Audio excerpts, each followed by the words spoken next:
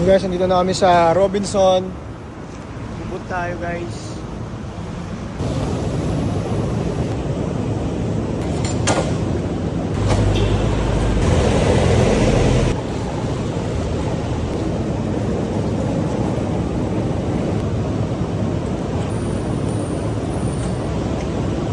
Ang galing lang mga boss kasi nung unang boot namin dito, so yun, sedan lang yung gamit natin. Ngayon, naka ano na tayo, medyo malaki-laki na. Punta tayo ngayon sa Anytime guys.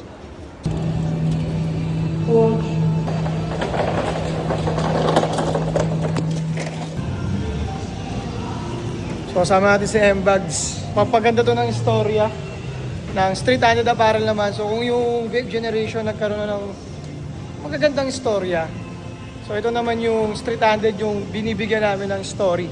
So ibig sabihin hindi to about sa magbebenta namin dito sa Anytime Fitness, kundi yung malalagay naming istorya pagdating ng araw.